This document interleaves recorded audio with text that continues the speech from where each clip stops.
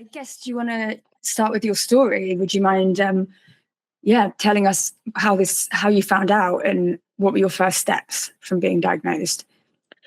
So it started like I was watching a movie with my partner back at the time, and I just heard this like voice telling me like, touch your boobs, check your boobs. And I was a bit confused because we were watching this action movie and it had nothing to do with like health or cancer.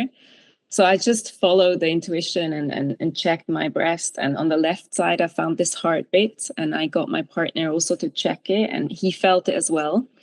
And I was very lucky because the following week I already had a yearly checkup scheduled. So I didn't have to make this decision, am I going to get it checked or not? And I went in, and my oncologist, was my doctor then, she said it appears as a cyst. And because of my age, there's nothing to worry about, and I should just come back in 3 months.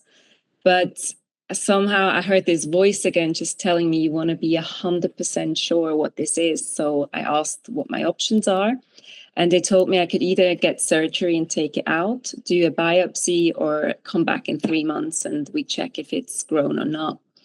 And I decided to get a biopsy done. So I had to wait another 2 weeks where I was super uncomfortable. But I also didn't want to like push it and be like paranoid, because she made me feel very comfortable that everything is fine. Or at least she tried to make me feel comfortable. And I went in, did the biopsy, and was waiting for that phone call that would say that everything is clear. But that wasn't the call that I got. So I received a call where she told me I should come in and we should talk about the results. But obviously at that point, I already knew that something was wrong. And I also felt like I couldn't wait till I'm there. I needed to know on the phone. And she told me, that it's cancerous and that it's pretty aggressive and that I need to come in, that we can talk about treatment and what the next steps are. And at that point, it was a huge shock. And especially, I think that the biggest thing for me was like looking at my kids then. Just thinking that I won't see them growing up, or I don't know, like for me, it was like cancer just came related with death. I didn't have that much experience of like, what are the chances that you survive this? Has this spread? Where is it? You have all these questions at that moment. And so I went in and they showed me the treatment plan and what the next step were that I had to take. And that was kind of like the beginning of the story. Yeah. I mean, it's tough information to process. Like, I think it almost feels otherworldly. Like it couldn't be your reality. You never think of it when you're growing up, that it's, unfortunately, like quite a common problem now. There's like it gives me flashbacks hearing someone else's story like that, because it was very similar to ours. Like where we were told, like, don't worry about it, like, because we were in New Zealand, like, you guys will just get back on to your holiday. And then you get that call, and suddenly all those, this is something that's happened to me, is like all that bullshit you see on movies and stuff like that, where it's dramatized, it's actually happening to you. And then like suddenly those like scenes that are like very, dramatized and things like that, that becomes your reality, and it's shocking. What was your first kind of step you decided to take then? Did you have chemotherapy and radiotherapy, or what's the you're in Switzerland, right? So like what's this? Exactly. What do you guys supposed to do? Because every country seems to have a different approach to this. Well, I think with breast cancer, the treatment plan is always the same everywhere in the world. So I connected with a lot of girls that were going through it as well. And it wasn't a matter of what stage you are, if it's stage 1 or stage 4 breast cancer, or if it's a hormonal breast cancer or I had a triple negative, so it's not hormones related, that they have this approach of like, there are 4 chemotherapy sessions with one medication followed by 12 sessions with another medication, and then surgery and radiation. Depending if you have a breast cancer gene, that affects the surgery. If you want to have a mastectomy and take the boobs completely off, or if you have like a lumpectomy, what I had, which is a local surgery where they only take like the surrounding of where the tumor was out. And the first decision that you have to take is if you get your eggs freezed, because obviously chemotherapy can also affect if you can have babies or not. But for me, because I was already a mom, I decided not to do it and start with chemotherapy straight away, especially also because they said triple negative breast cancer grows very quickly, especially in young women. And it's mostly almost always the type of cancer that you have when you have a genetical reason for it, which I didn't have. So after doing these genetical tests, they also couldn't tell me where it came from or what caused it. And I still don't have an answer for that, apart from the answer that I'm giving myself. But turns out there are so many like young women now that have triple negative breast cancer without any genetical background in their family or anything.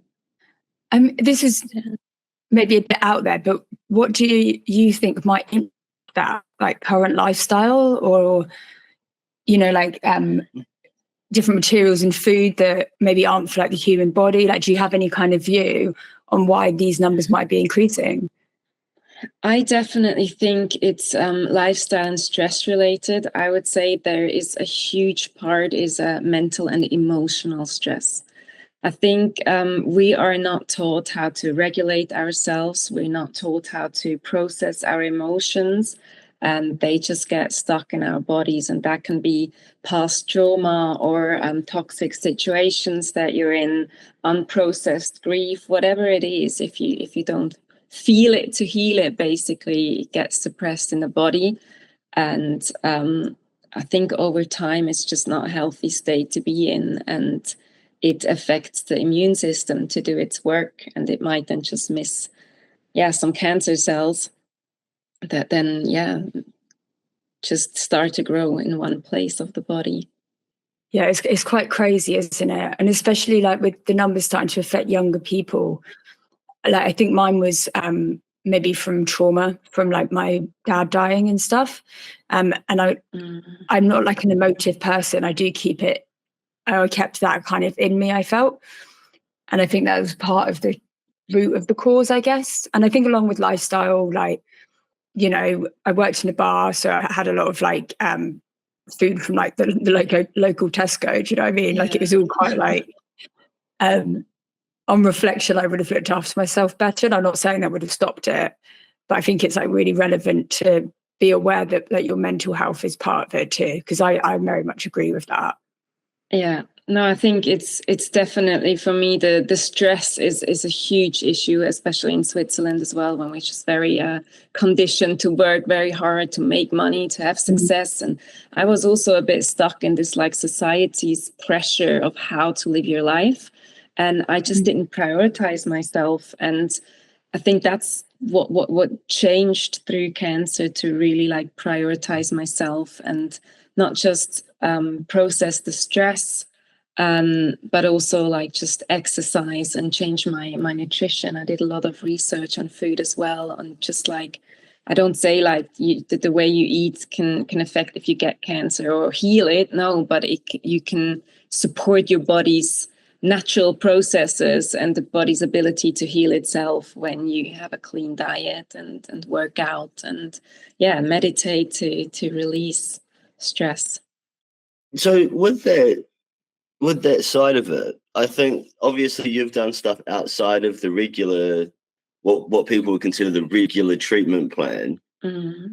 What was your first motivation to do that? Because we had small turning points in us where it was like we would come across studies that, or in our own research, where these things made sense. So, for example, we met a fantastic human called Saskia Biscuit, she's a doctor from Germany, and her approach to cancer treatment is very, very specialized, but also she uses a genetic sort of analysis of being able to create what they call a vaccine. And I use that loosely. It's a treatment.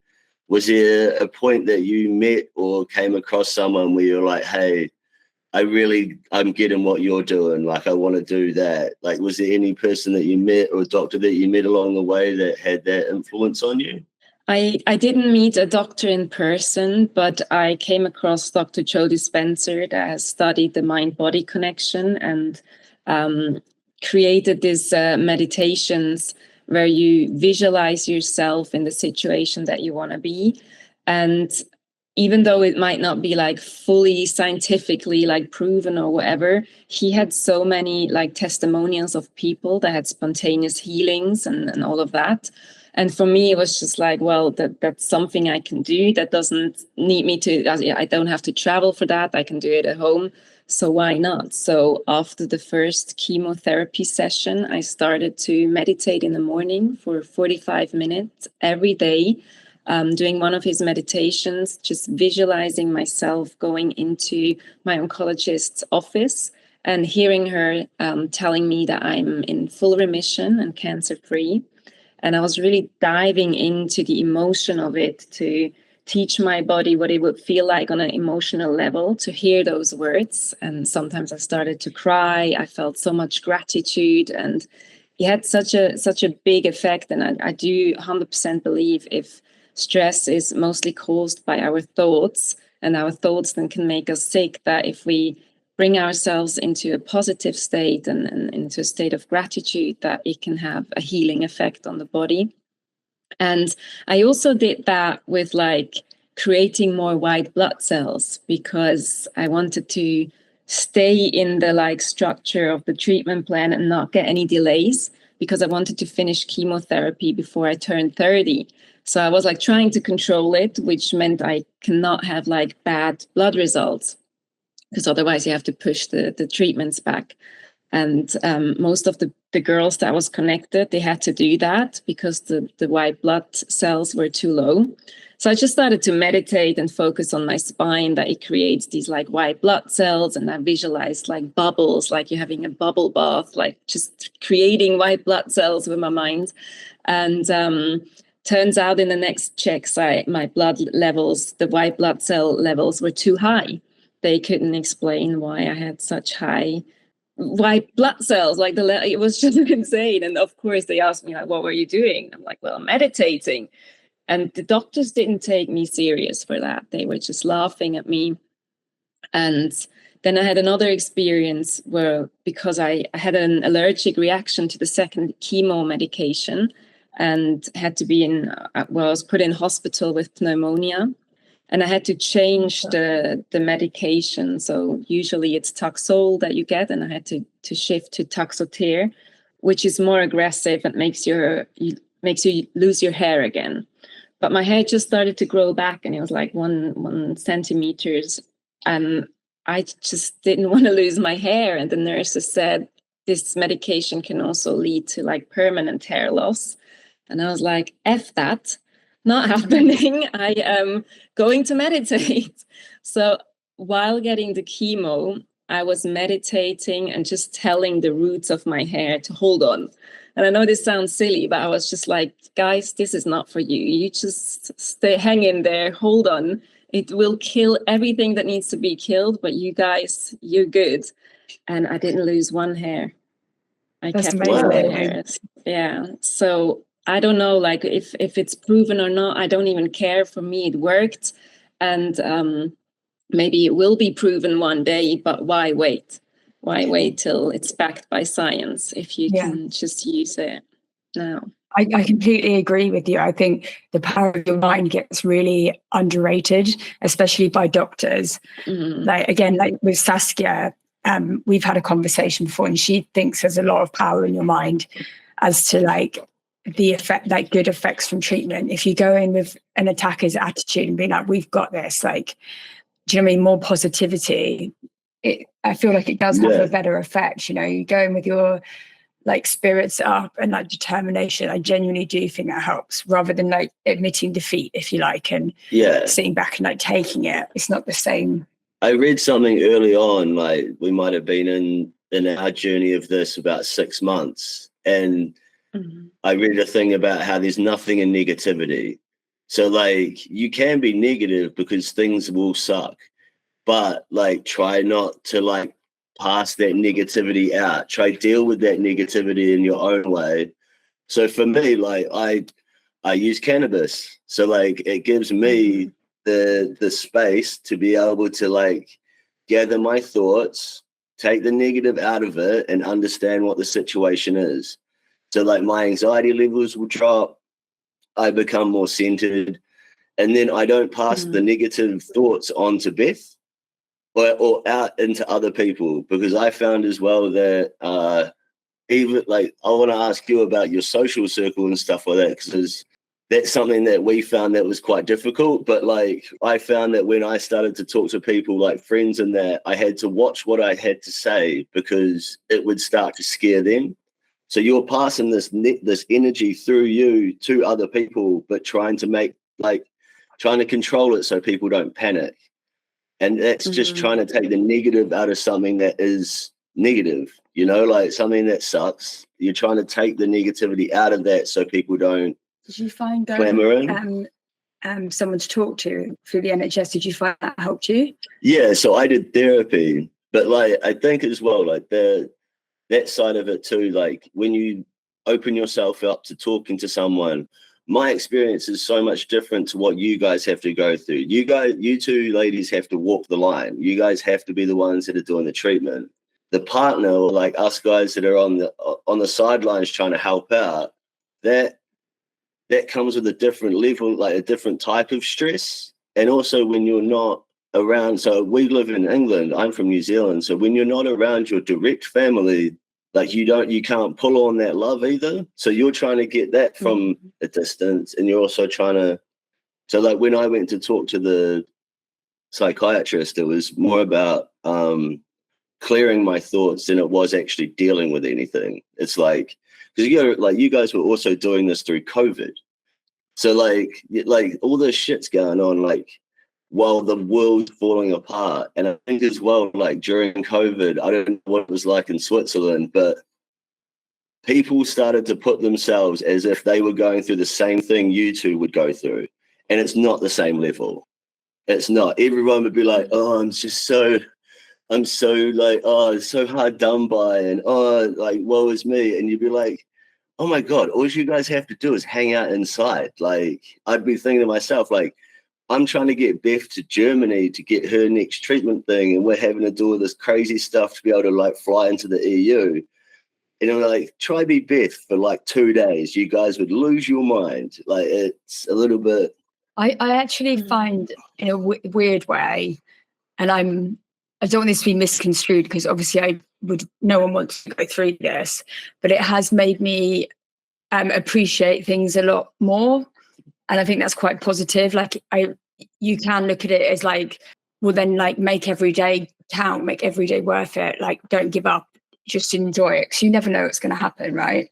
Yeah, and I think as well, like I actually saw something on your Instagram story this morning about how there's like in 100 years we'll all be in the ground, and like to try to appreciate what you're doing now and not worry about the shit that you buy. And I think that's a really imprinting message, because all of us will go. Like we don't get, like this is a limited run. Like everybody doesn't understand that. Like everybody is going to go in one way or another, and it's sometimes not your choice what that is.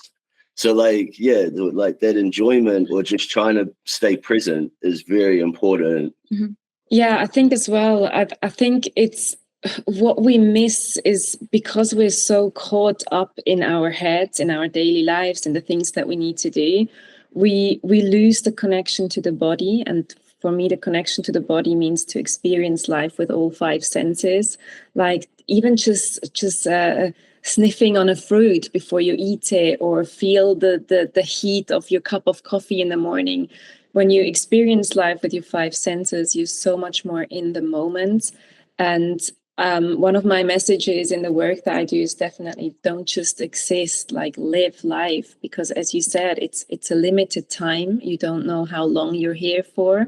And I just think it's so much more important to connect with people, to live your authentic self, to not just people please or try to reach a certain success. Because what is success? Who defined what success is? For me, success is not the amount of money I make. For me, success is how many people's lives I touch and how many people I inspire. And I'm very proud to say that list is getting longer and longer, and that is what fills my heart with joy.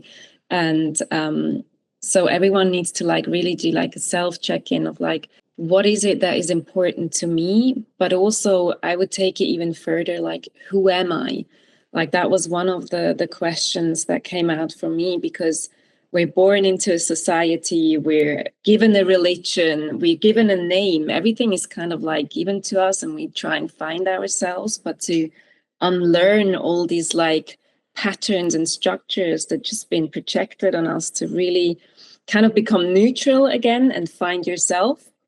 And that's why I say, like, before cancer, there was my old self. Then during cancer, that was a different version of myself as well, functioning, trying to survive, having all these questions.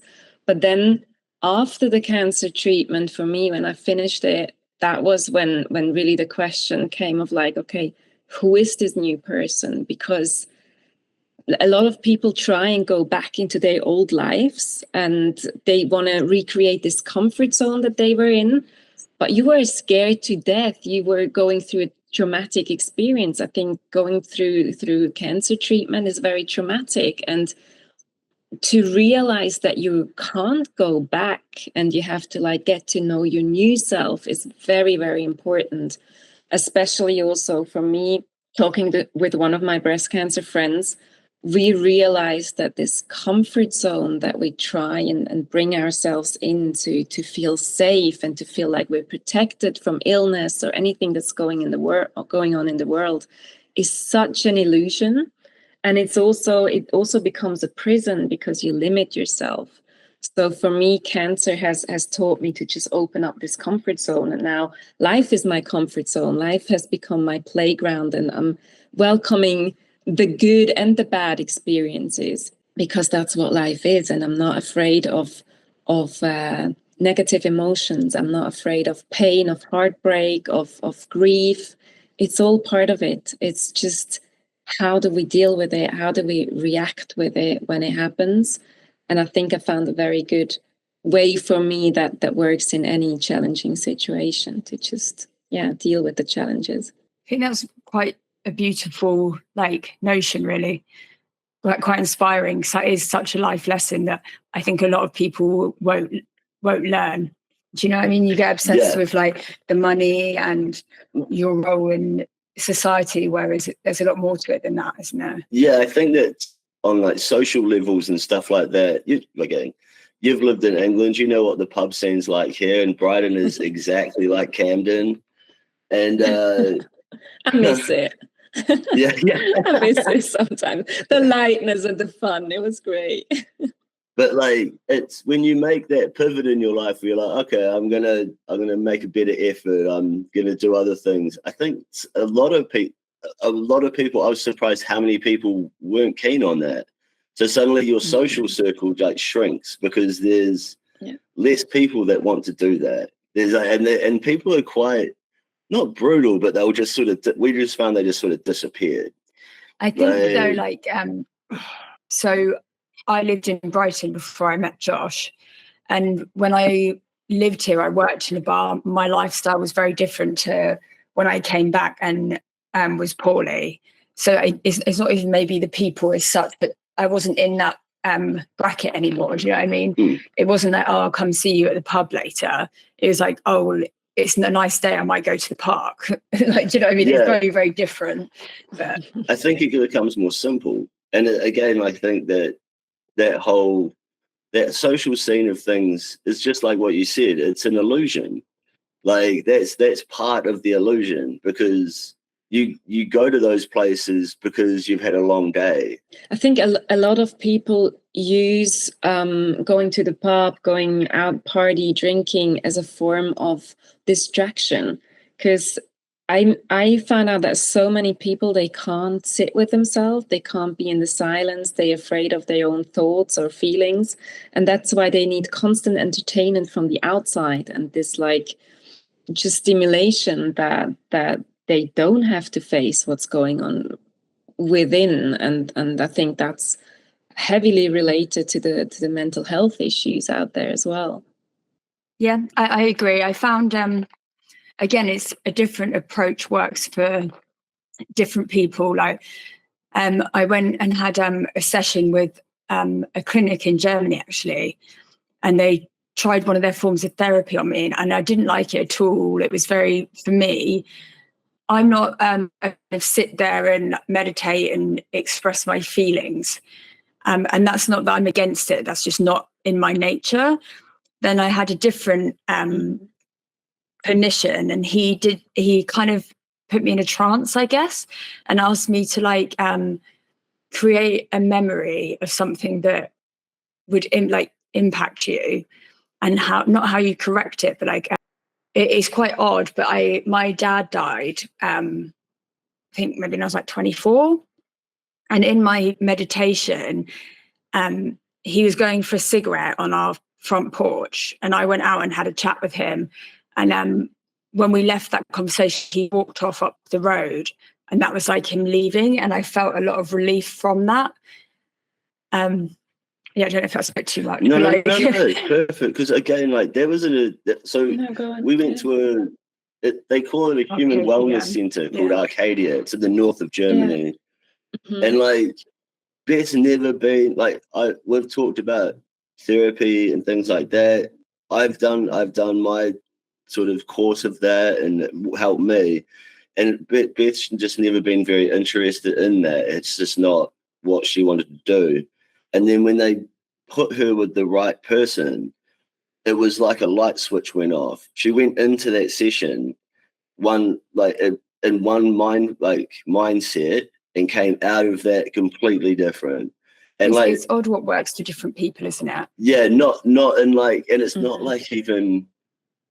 Yeah, it was bizarre. Like it was almost like you were walking a different way. Like it was like there was a more confident, because again, like this situation like takes its toll. So like your confidence is hit, your mental strength gets tested. So like you walked out of that session though, like you had a new sort of like lease. Like you were just like, here we go. I think it freed a lot of tension I'd had from them without realizing it. Big time. Yeah. And like you said, why things might happen, I think that could have been like a contributor to my condition. Not the whole reason, but I think things add together, like along with my lifestyle and things like that. But there's also the genetic side of this as well. Like while Beth's been doing this, her mum had breast cancer.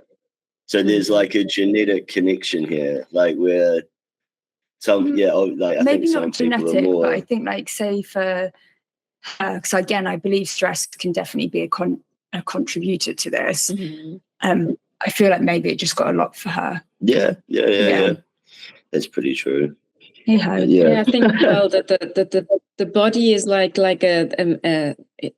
the cells of the body they storage the memories. So everything you experience gets kind of stored in the cells, and I mean that's what neuroscience is talking about. And I do believe that traumatic experiences, if they get stuck in your cells, that can have a negative effect, and that can definitely lead to illnesses, or it can lead to a skin rash, it can lead to eczema or whatever, but it can also like then manifest into something bigger, like it did for us.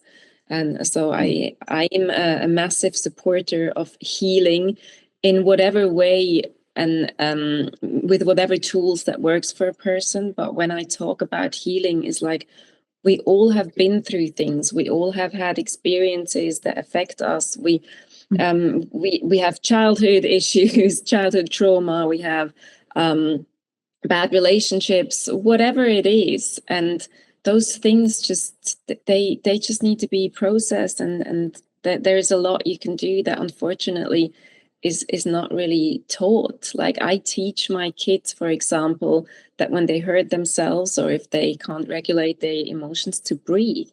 Breath is so accessible and one of the best tools that you can just regulate your nervous system and release stress. And it's so easy, but we don't learn that in school.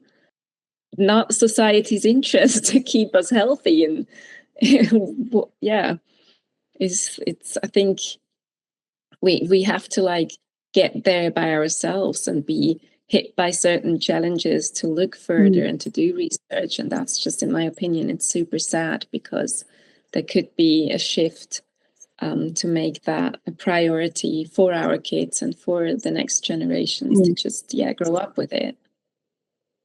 Can I ask, did you go through, I mean, obviously it's a traumatic experience to go through, but did you ever identify yourself at this low point and be like, right, how do I get over this? Because I think it's easy to let it surround you, and you've done an excellent job of pulling through, obviously, the cancer, but also what you're doing now to help other people. Like you're doing like mental coaching and like meditation teaching. Like what kind of drove you that way?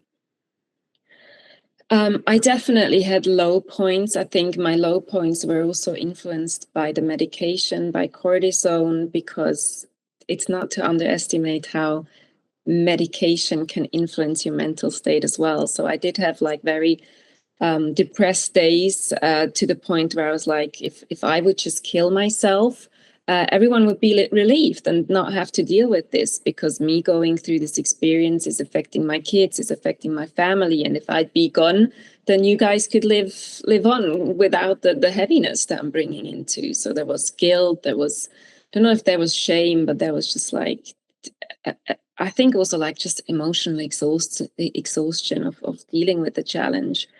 But then as quick as these days entered, they left. So I think a lot of it was affected by the medication. And I was always very positive. And I think what you mentioned before is like, it's how you react to the situation. And you can go into this victim mode, and that happens naturally here and there, but then also get yourself out again and be like, okay, if there's a problem, there's a solution. But I didn't even look at it as a problem anymore, me being sick. I looked at it as a challenge. And it was my partner that said from the beginning, dying is no option. And I was like, dying is no option. And that became my mantra. So I even wrote on my bathroom mirror, I'm gonna live.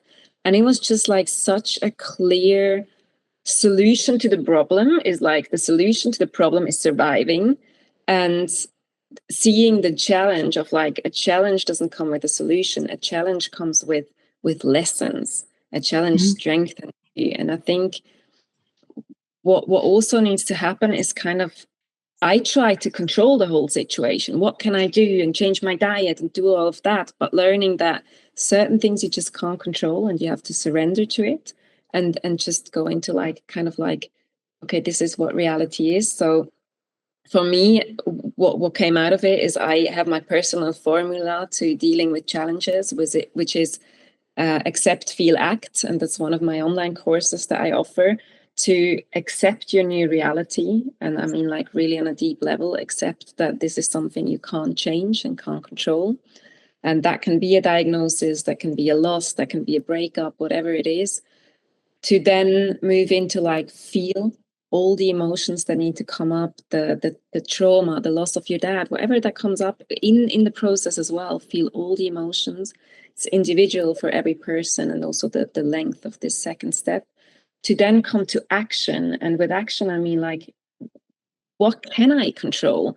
I can't control the cancer, but I can control my reaction to it. I can control how I support my body. I can control that I share my story and inspire others, which then brings back as well like positive emotions or gratitude from other people that nourishes me as well. So that there are always things that you can take action on. So for me, it's like this, like, yeah, accept, feel, act. And that's how I deal with everything that happens that is not that pleasant in my life.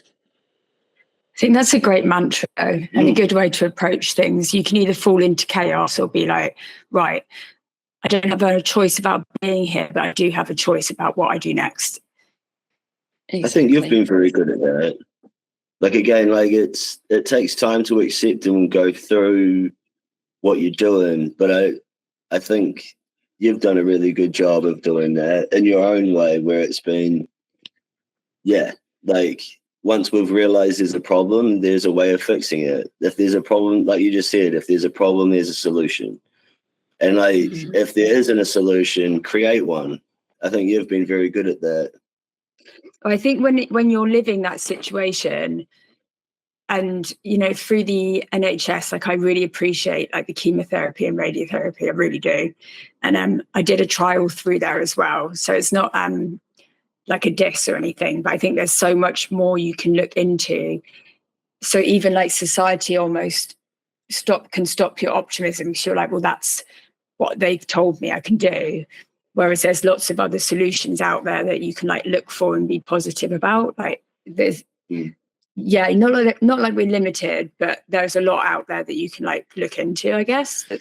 There's been like, I don't know what it's like in Switzerland, but being here in Europe in general, being around the different solutions, different cultures and different approaches to things, I think gives you a way of trying to figure out solutions. Like, again, the clinic that we've found in Germany is the one that works for us. There's other ones that people have gone to. We've heard about ones in Turkey, ones in the Netherlands, things like that. Even like a couple in Switzerland that we actually might end up doing. But the in comparison to people that are in New Zealand, like a friend of mine, unfortunately, he lost his wife to breast cancer, and watching what he went through, talking to him and seeing how there is no opportunity when you're in an isolated place like that is quite it's quite a different experience. It's so crazy how like your geographical location can determine how you walk this.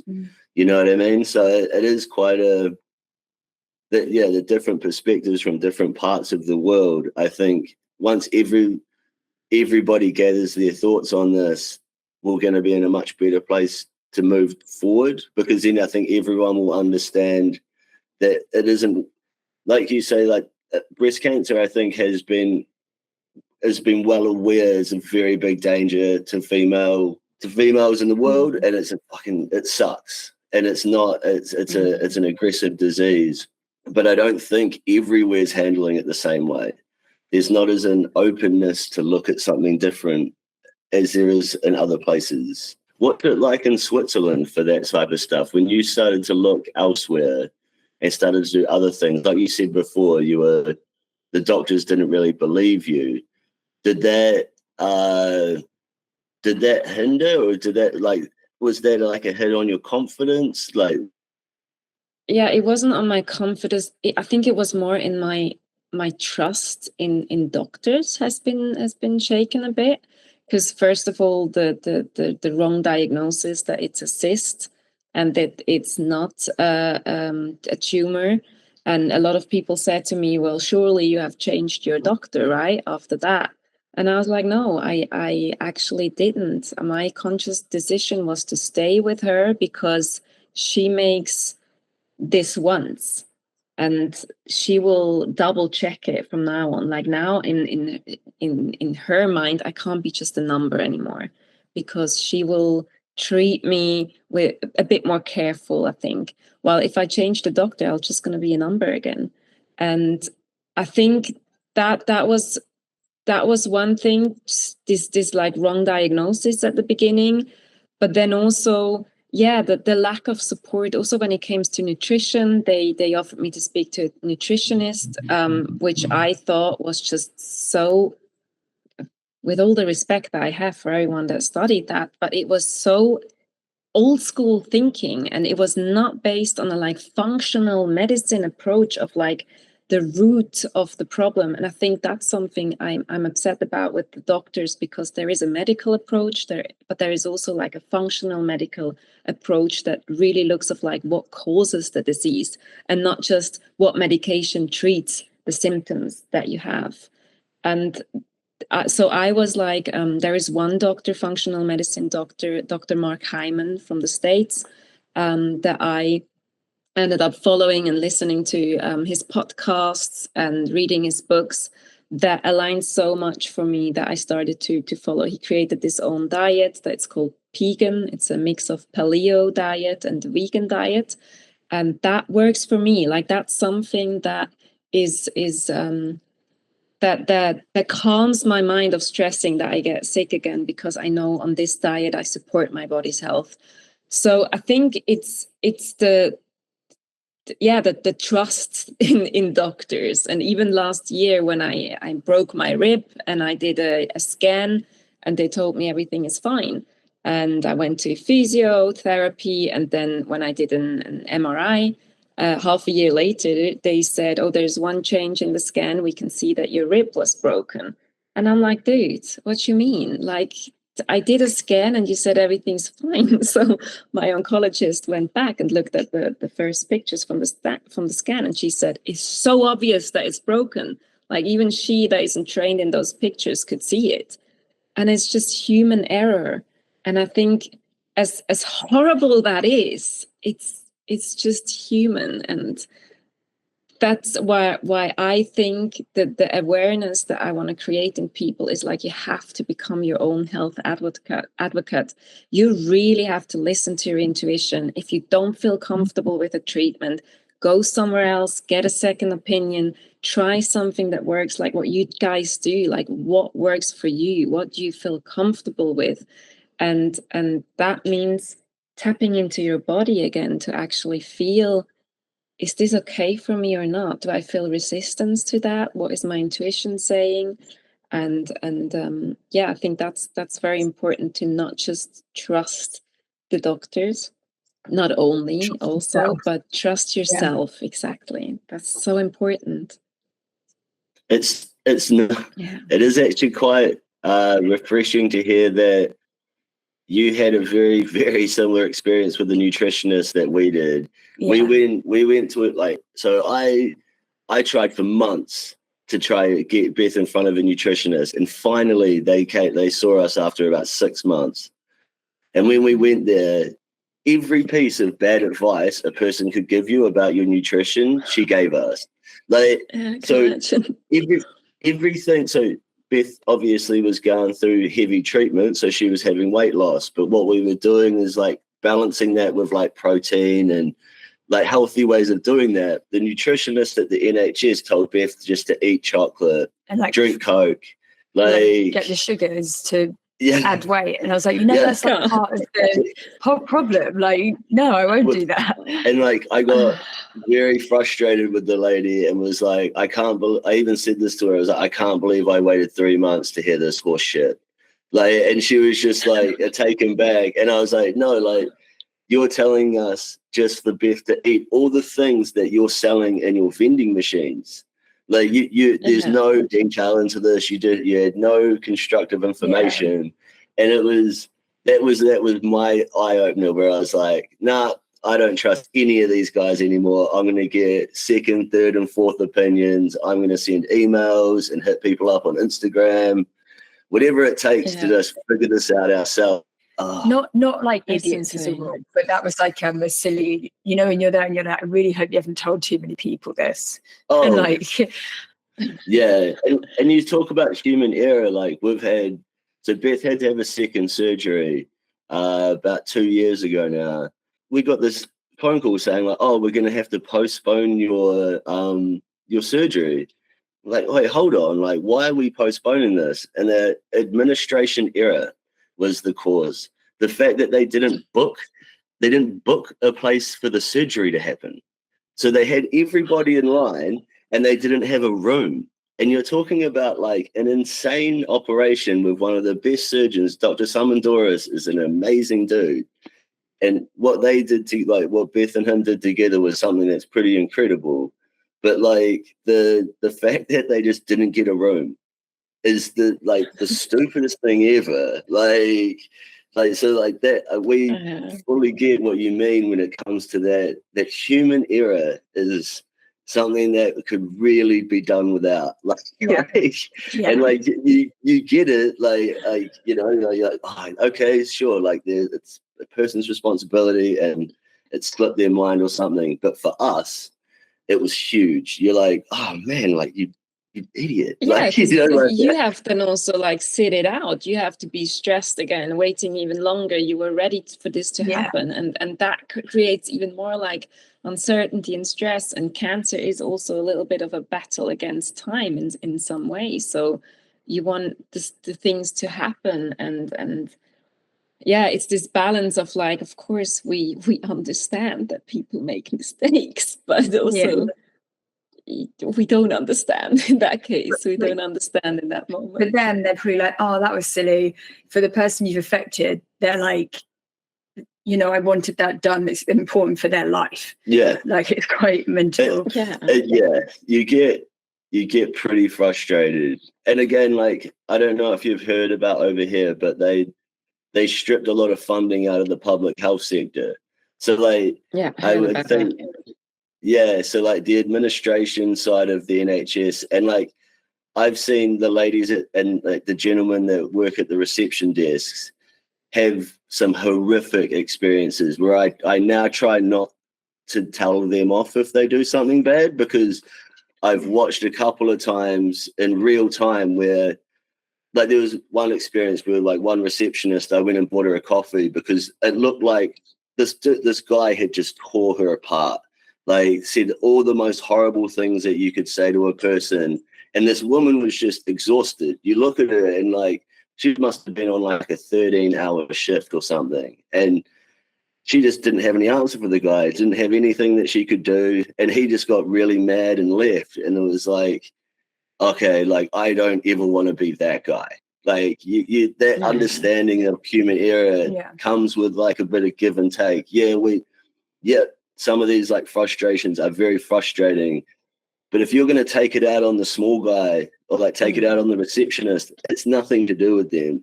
They're the guys just trying to make the calendar work. They're not the doctor. They're not even a nurse. They're a receptionist. They're trying to like schedule things. So like to ruin their day, I don't think is worth it. And I think watching some of these experiences happen, you're like, you have a better understanding of why people are like leaving these jobs and why they don't want to do it. Or trying to find people to fill these positions is more difficult than ever, because they're the ones that are like feeling it, where like the doctor just goes back to his office. These other guys are like having to front up to people that are very mad and very frustrated. 100%. Can I ask, so you're like a mental health coach. Do you have many cancer sufferers, as I don't know how much you can say, but like, do you have many customers who are cancer sufferers and they're in need of like help? Yes, I do. I do have quite a lot of clients that are going through cancer treatment. Most of them are breast cancer patients, and they also in the age range between 25 and 40 years old. And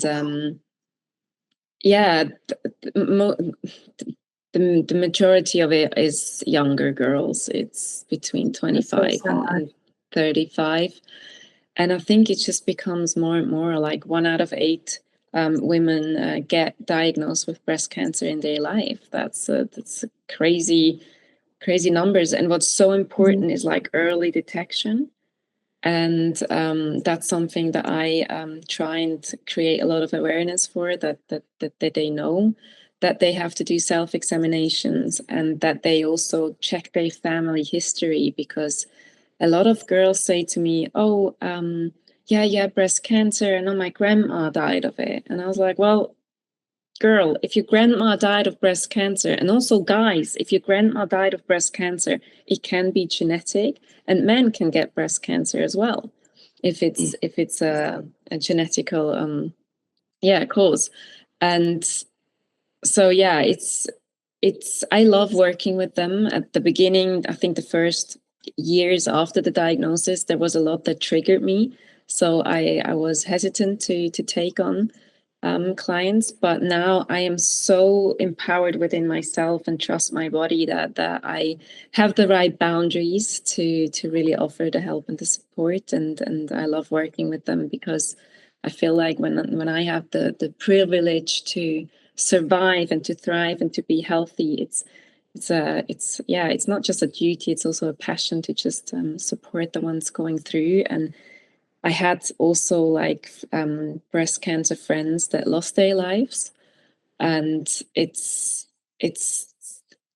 such a thin line of getting the messages from the ones that don't make it, but then also seeing the ones that really get through and that have their full remission, and but again, it's just what life is. And obviously for me, it does take a bit of strength to stay in that topic, because I had moments where I was just like, I want to leave that behind me, but also here accepting that this is part of me, this is my journey, this is my story, and I want to at least, like, it was a seed that was planted, and I don't want to just bury it. I want to let a flower grow out of it, and that's what I'm trying to do. Yeah, I love that.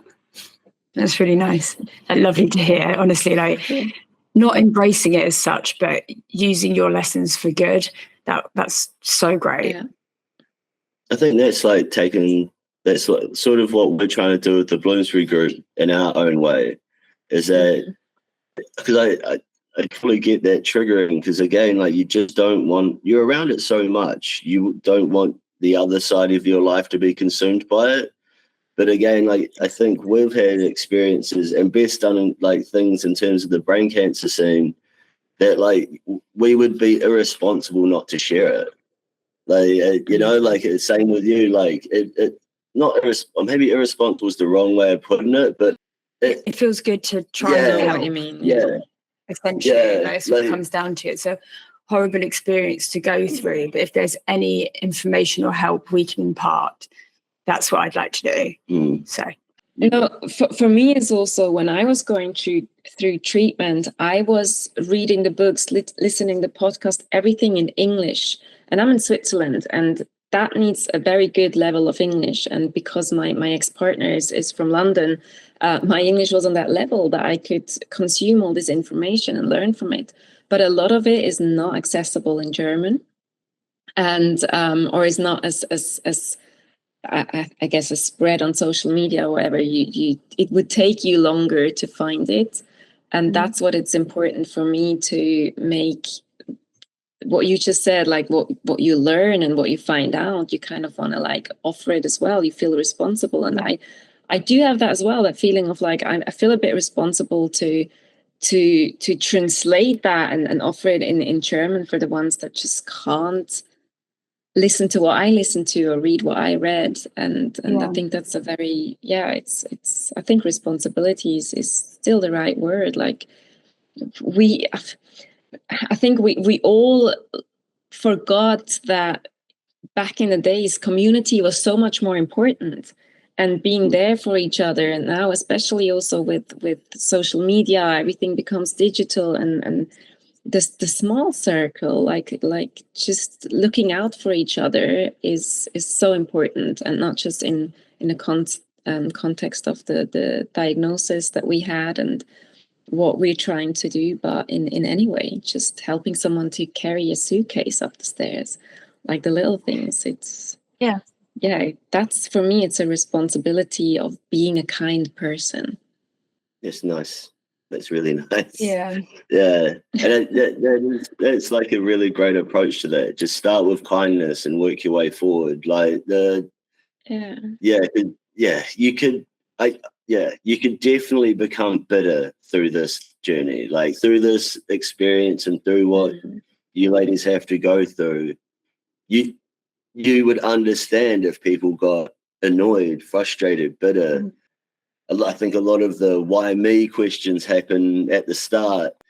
I think you can go one of two ways with that. If you start letting it play on your mind, you will go that negative route. You will go down that dark hole. If you try clear that thought and go forward positively. It's a bit more, but it's just small things that just add up, like little steps that help build that positivity. So it's a very strong message, very strong.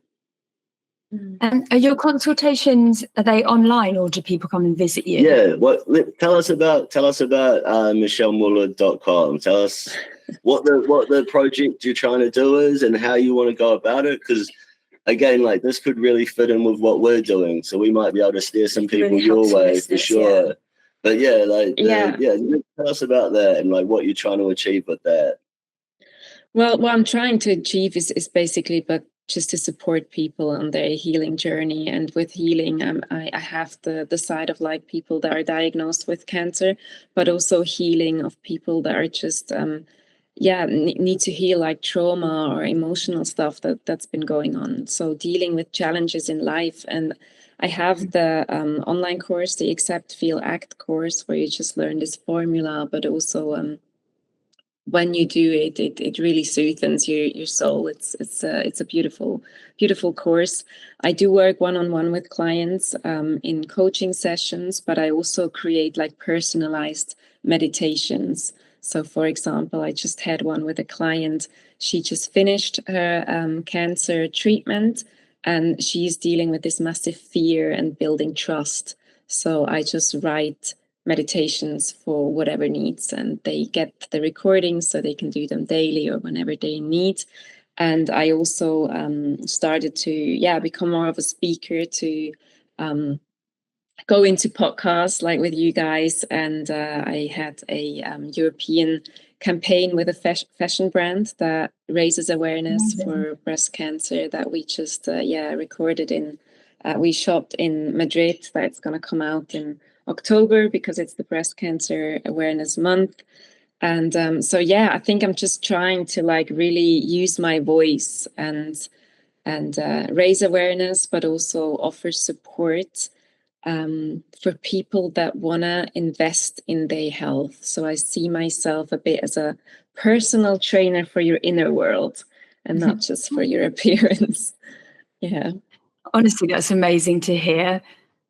Yeah, I think that's so good. Like, that's the kind of light people need to see at the end of the tunnel. And like, even the way you speak about it, it's passionate. It's you know what you're doing, right? Like, to say the least. So yeah, like it's become an embodiment. Like, it's not just a brand that I created. Like, it's literally like my life has been so chaotic, and cancer was one of the challenges that I went through. Like, there are other things like narcissistic relationships and becoming a single mom, like raising my kids on my own. There's so many things that are going on, unexpected challenges. And it's just like, it's a roller coaster, and you need to build inner resilience and process to just ride the wave. And I think I really found some good tools to do that. And I wanna inspire people that they don't fall apart if negative things happen, because it's part of life. And it's also just a storm that passes. But when we're in the storm, we don't see the light. But coming back to that consciousness of like, I'm not my emotions, I'm not my thoughts. I'm the one observing it. I'm the one observing life. And I have a choice how to react. How do I react to it? Yeah. Yeah, I think that's brilliant. It's awesome. Yeah. Anything else you'd like to ask Josh, or anything you'd like to mention? Anything you think we've missed that you'd want to touch upon, or maybe you're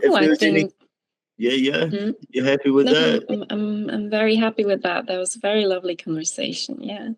Yeah, we try to keep it as light as possible because it's a heavy subject, but it's maybe say where people can get a hold of you, like, so anyone that sees this. So we're going to be putting it up on different social media channels and stuff like that. So, the floor is yours. You, if there's any, tell people where they can find you.